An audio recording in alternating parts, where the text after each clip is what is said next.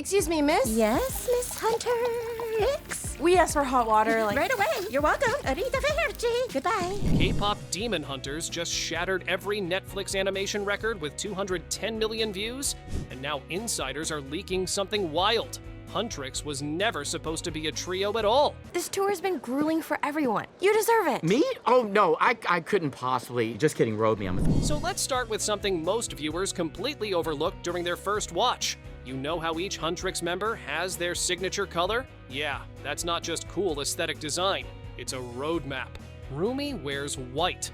Zoe's signature color is azure turquoise. Mira's draped in black. These aren't random aesthetic choices. The directors who crammed every frame with deliberate symbolism didn't just pick pretty colors. In traditional Korean mythology, there exists this concept called the Four Guardians, also known as the Four Symbolic Beasts or the Four Divine Creatures. These aren't just random mythological figures. They're fundamental to East Asian cosmology, representing the four cardinal directions and the forces that protect the world from chaos. The White Tiger of the West, the Azure Dragon of the East, the Black Tortoise of the North, and the Vermilion Bird of the South. Now watch what happens when you line these up with our girls. Rumi, bathed in white throughout her journey, embodies the White Tiger. The film even reinforces this visually. Her fighting style is fierce and predatory. Her character arc centers on raw courage and protective instinct. That's pure White Tiger energy. Zoe's connection to the Azure Dragon is almost comically obvious once you notice it. Look at her hero pose when she's wielding those 6 blades, 3 in each hand, spread out like dragon claws. The Azure Dragon in mythology is known for its multiple limbs and aggressive stance. Zoe's entire fighting choreography mirrors this creature's legendary posture. And Mira? Come on! The Black Tortoise is famous for its impenetrable shell and defensive capabilities. Mira wears literal black shoulder armor that evokes a shell-like protection. She's the tank of the group, the one who absorbs damage and holds the line. The creative team didn't even try to hide this one. So that leaves exactly one guardian missing: the Vermilion Bird, the Phoenix, the creature of rebirth and transformation that rules the southern skies. Hey! Huh? Have a good break? What? No, we literally just sat down. Here's what makes this theory go from interesting fan speculation to holy crap, they actually planned this. The colors don't lie. Throughout the first film, eagle-eyed fans have spotted flashes of red and gold that don't belong to any of the 3 main girls. Not Rumi's white-gold combination, not Zoe's turquoise accents, not Mira's black aesthetic. Vermilion red accents appear throughout as subtle phoenix colors in the demon marketplace backgrounds, group shots, and lighting highlights. These seem to foreshadow a character not yet introduced. The leaked information suggests this 4th member won't just be another Korean idol either. She's rumored to be a foreign member, specifically a Japanese pop star with flaming red hair.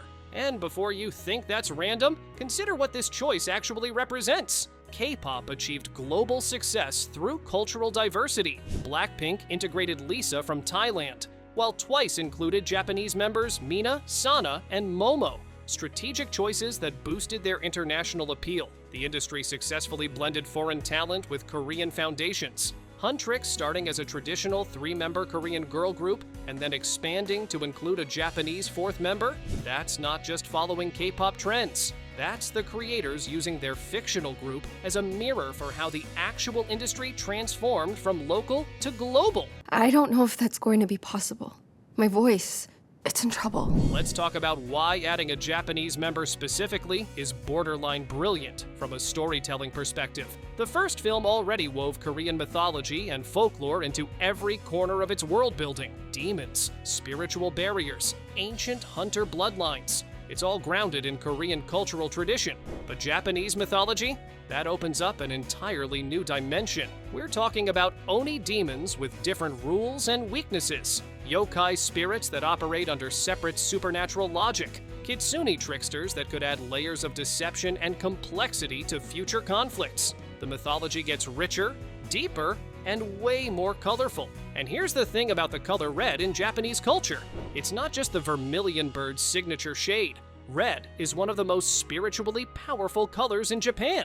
You see it painted across Shinto shrine gates, Red symbolizes strength and protection in Japan, adorning samurai armor throughout history, while traditional festivals transform entire streets with vibrant crimson decorations. A red-haired Japanese idol joining Huntrix would perfectly complete the Four Guardians mythology. Beyond mere representation, she would introduce an authentic cultural dimension that naturally expands the universe rather than feeling like a forced addition. Before we go on, subscribe or things will get worse for you. Well, skip the Idol Awards this year and No, no way. It's our most important show. So who is this mystery fourth member? Fans have been obsessing over potential names, and two have emerged as frontrunners, and both are absurdly perfect. First up, Sora.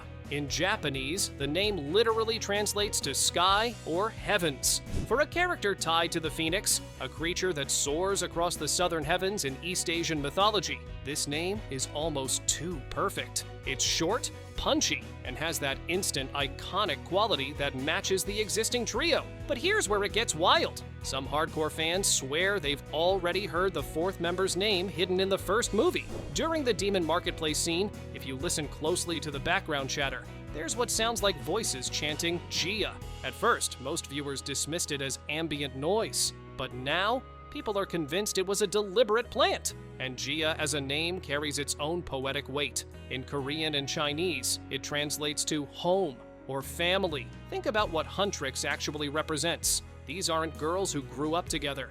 They're a found family who chose each other over bloodlines, over betrayal, over the literal forces of darkness. Adding a member whose name means home feels less like a random choice and more like destiny. Just say it out loud.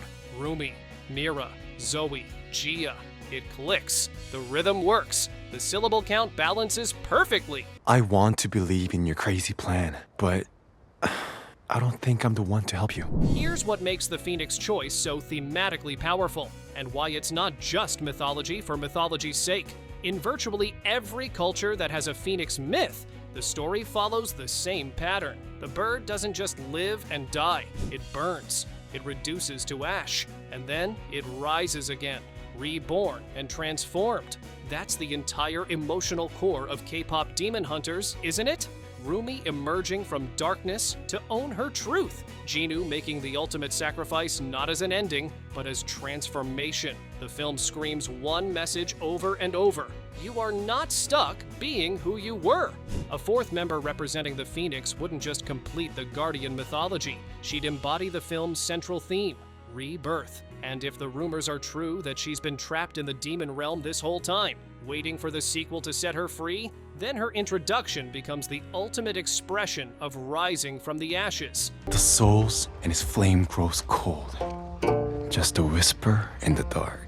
Let's zoom out for a second and talk about what this fourth member addition really represents on a meta level. Because yes, it completes the Four Guardians mythology. Yes, it adds cultural depth. K-pop itself started as a distinctly Korean phenomenon. Three-member girl groups were traditional, classic, safe. But the industry didn't achieve global domination by playing it safe. It evolved. It brought in members from Thailand, Japan, China, and beyond. It proved that you could honor your cultural roots while simultaneously reaching across borders. Huntrix mirrors that exact evolution. The film establishes them as a traditional three-member Korean girl group, grounding the story in K-pop's origins. But if the sequel introduces a Japanese fourth member, it's making a statement about growth and globalization that goes way deeper than just, let's add another character. It's saying, you can be proud of where you came from while still opening your arms to the world. Your foundation doesn't become weaker when you expand. It becomes stronger. Tradition and evolution aren't enemies. They're partners. I've been saying that for years. right? See what you've been missing? Oh, yeah.